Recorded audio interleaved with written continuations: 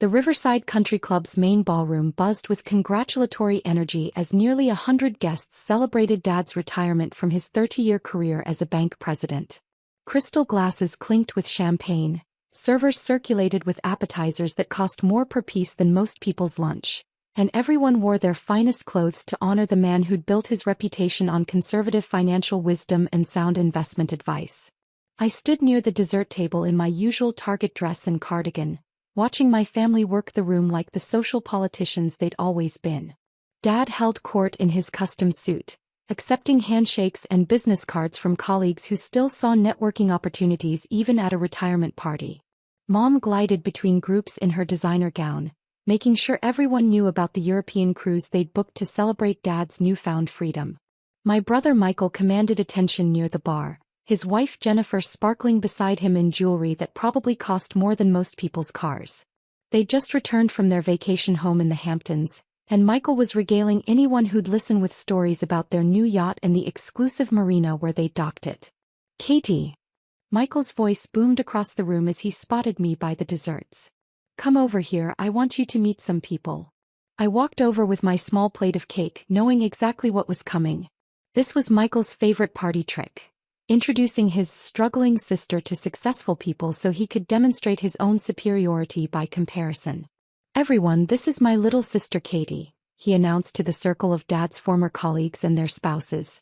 "She's still figuring out her life, bless her heart."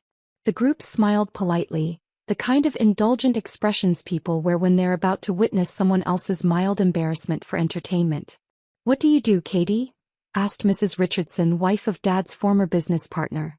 "I work in property management," I said simply. "Property management," Michael repeated with a chuckle.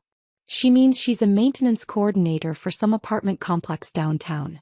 Fixes broken toilets and collects rent checks from college students."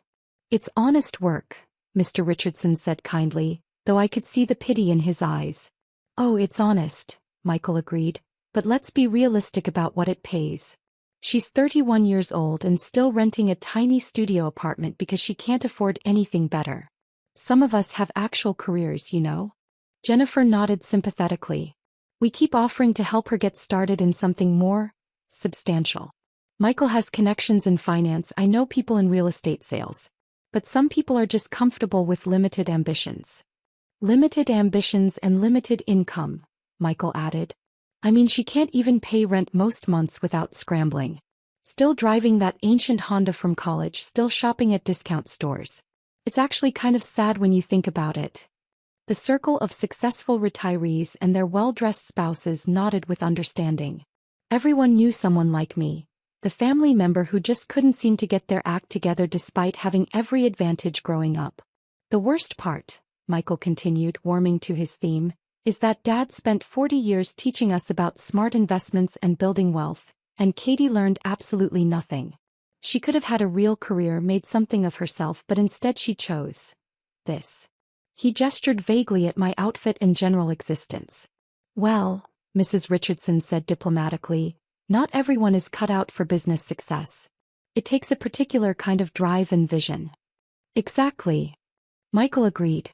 "Take our family for example. Dad built a career in banking, I'm a financial advisor with my own firm, Jennifer's in luxury real estate.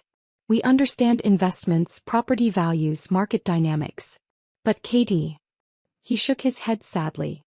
"She thinks property management means unclogging drains." The group chuckled politely at his joke. "Speaking of property," Mr. Richardson said, "have you seen the new luxury development they're building downtown? Riverside Towers? 200 units starting at $3,000 a month. That's the kind of project that shows real vision and capital." "Oh, we looked at investing in that," Jennifer said. "The developer was asking for serious money though. $10 million minimum buy-in for partnership stakes. Way beyond most people's league." Michael nodded knowingly. "That's the difference between real investors and people like Katie. She thinks property means the apartment she can barely afford to rent. We think property means ownership, equity, long-term wealth building." I took another bite of cake and listened to them discuss various investment opportunities they'd considered, vacation properties they'd bought, market trends they were following. Standard wealthy person conversation that I'd grown up hearing but had supposedly never learned to participate in. My phone buzzed with a text from my property manager. Final signatures complete. All 200 units officially transferred. Congratulations, Ms. Anderson. I typed back quickly, perfect. Have David call me at 8:30 exactly as planned. Excuse me, I said to the group, I need to check on something work-related. Work-related, Michael repeated to the group after I'd stepped away. Probably got a call about a backed-up sink somewhere. That's the glamorous world of property maintenance. More polite laughter followed his comment. I walked back to the dessert table and checked my watch. 8:28 p.m. Almost time. Dad approached with his retirement cake, still glowing from all the congratulations and well wishes he'd received throughout the evening. Katie, sweetheart, he said, are you enjoying the party?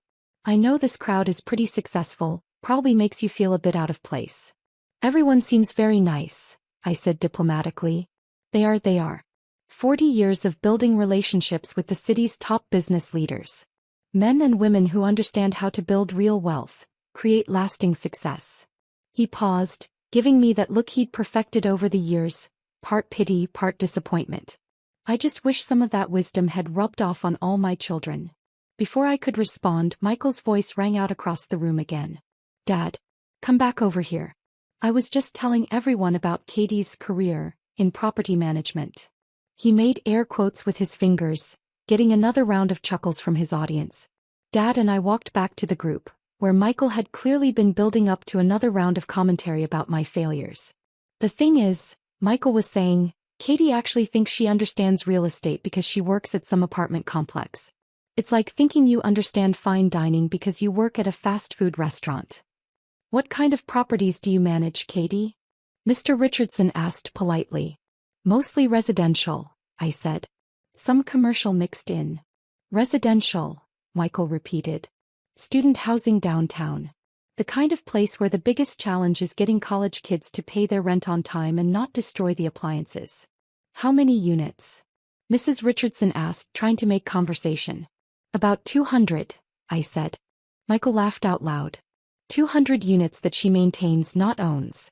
Big difference. She's basically a glorified janitor for someone else's investment. The group was starting to look a bit uncomfortable with Michael's relentless focus on my supposed failures, but he was too caught up in his performance to notice. I mean, think about it, he continued. While Jennifer and I are buying investment properties and building equity, Katie is cleaning up other people's messes for $12 an hour.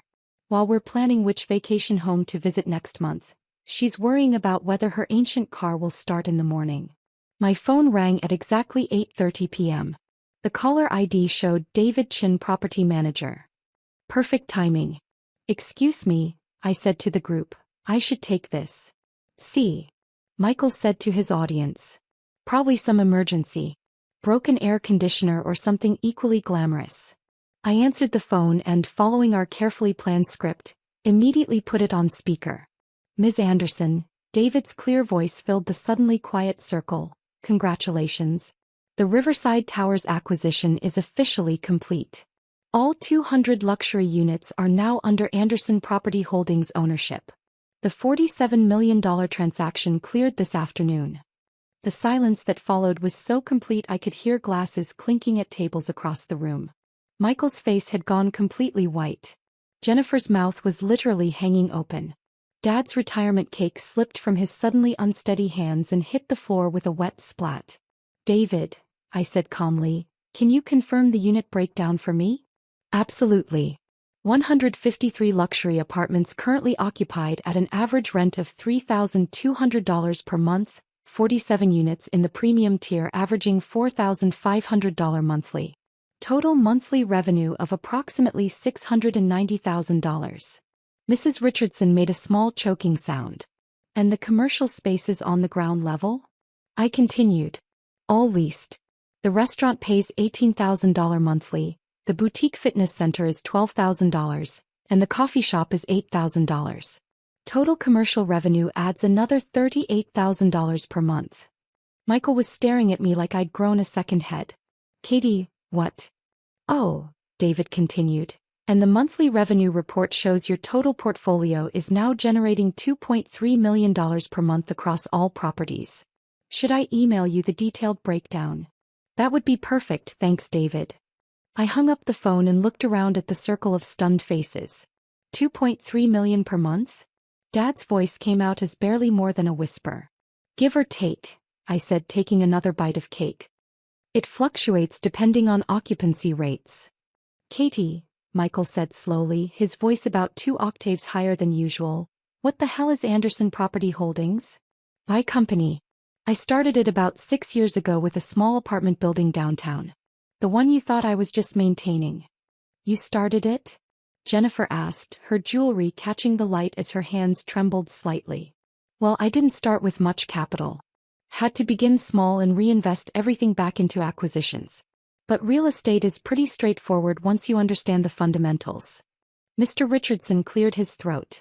Katie, when you say your total portfolio. 14 properties currently. Mix of residential and commercial. The Riverside Towers was the biggest single acquisition, but I've been buying steadily for years. Dad found his voice, though it came out shaky. 14 properties worth about $180 million total, give or take. Hard to get exact valuations since the market keeps moving, but that's the current assessment. The number hung in the air like expensive perfume. $180 million, Mom said, appearing beside Dad with her own expression of complete shock. She'd obviously been listening from nearby. The cash flow is really the important part, I said. Property values are great, but monthly revenue is what pays the bills. 2.3 million per month, Michael repeated mechanically as if saying it might make it make sense. That's gross, obviously. After expenses, maintenance, taxes, it's more like $1.8 million net monthly. Michael sat down heavily in the nearest chair. Katie, I don't understand. How could you possibly? How did you afford? The first property? I saved for 3 years while working maintenance at that student complex you keep making fun of. Learned everything I could about building management, repair costs, tenant relations, market rates. When a small building went into foreclosure, I bought it with a combination of savings and a hard money loan. How much savings? Jennifer asked weakly. $25,000. Plus a $200,000 loan at 12% interest. Pretty risky, but I knew the numbers worked if I could increase occupancy and raise rents to market rate. Dad was staring at me like I was speaking a foreign language. You've been doing this for 6 years. 6.5, actually. The student complex job was perfect training. I learned maintenance, property management, tenant screening, everything from the ground up. Plus, living in a tiny apartment kept my expenses low so I could reinvest every penny of profit. The tiny apartment, Mom said slowly, that we always made fun of, was a strategic choice. Why pay high rent when I was building equity in real estate? Every dollar I saved on personal expenses was a dollar I could invest in properties. Mrs. Richardson looked around the group with obvious discomfort. We should probably give you some family time to discuss this. Actually, I said, pulling out my phone. Mrs. Richardson, didn't you mention you live in the Grandview Apartments on 5th Street? She nodded cautiously. I bought that building last year. You're one of my tenants. I turned to Mr. Richardson. And your business office is in the Commerce Plaza downtown, right? I own that too. The Richardsons exchanged glances and made quick excuses to leave our conversation. Katie, Dad said, his voice still shaky, why didn't you tell us? All these years we thought, we treated you like a failure? I finished. I know. You made that very clear at every family gathering. Michael was still staring at me with a combination of shock and what looked like nausea. But we were trying to help you. We offered you connections, job opportunities. You offered me entry-level positions at companies where I'd make less in a year than I make in a week, I corrected. And you did it while making jokes about how I'd never understand real business. We didn't know, Jennifer protested. If we'd known you were successful, you would have treated me differently. That's exactly the point. Dad cleared his throat, his banker instincts finally kicking in despite the shock. Katie, this is extraordinary. We should discuss family investment opportunities, maybe some partnership possibilities. I laughed, a sound that seemed to surprise everyone at the table. Dad, Anderson Property Holdings generates more monthly revenue than your entire retirement portfolio. I don't need family investment. But we're family, Mom said, her voice taking on a pleading tone I'd never heard before. Family supports each other. We can help with connections, financing, expertise. Like you've been helping for the past 6 years? I asked. By calling me a failure every time I saw you? By making jokes about my cheap clothes and old car while I was building a real estate empire? My phone buzzed with another text. I glanced at it and smiled. Actually, I said, this is interesting timing.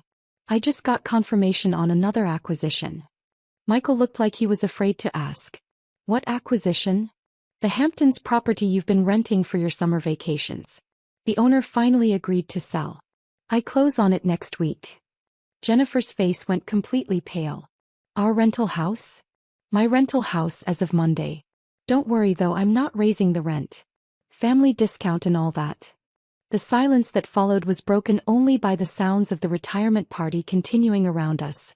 Other families celebrating success, making toasts, sharing stories about achievements and futures full of possibility. Katie, Michael said finally, his voice barely audible, what does this mean for us? It means, I said, finishing the last bite of my cake, that you're going to have to find some new material for parties. The jokes about your sister who can't pay rent aren't going to work anymore. I picked up my Target purse and slung it over my shoulder. Congratulations on your retirement, Dad. I hope you enjoy the cruise. I turned to leave, then paused. Oh, and Michael, the yacht you've been bragging about tonight? The marina where you dock it? I'm buying that property too. Small world, right? As I walked toward the exit, I could hear the explosion of whispered conversation behind me. Frantic questions, desperate attempts to process what had just happened, probably mixed with calculations about how this changed their relationships with me. My phone rang again as I reached my Honda in the parking lot. Katie, how did it go? David's voice filled the car as I answered on Bluetooth. Exactly as expected, I said, starting the engine. They showed me who they really are when they think it doesn't matter. And the Hamptons property? Perfect timing. Michael's probably still trying to figure out how his unsuccessful sister just became his landlord.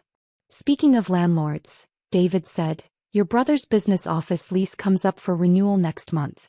The building owner is asking if we want to raise the rent to market rate. I pulled out of the country club parking lot, thinking about the conversation that was probably still raging inside the retirement party. Keep it the same, I said finally. Family discount. He's going to need all the help he can get adjusting to his new reality. Tomorrow, when the local business journal ran their story about the Riverside Towers acquisition, when my family's friends started asking questions about their unsuccessful daughter, when the invitations to family events started including phrases like, we'd love to hear about your business ventures, things would be different. Not because I'd finally proven myself worthy of their respect, but because they'd finally proven themselves unworthy of mine. Anderson Property Holdings had bigger acquisitions planned and better opportunities ahead. And for the first time in 6 years, I wouldn't have to explain any of it to people who had already decided I wasn't worth listening to.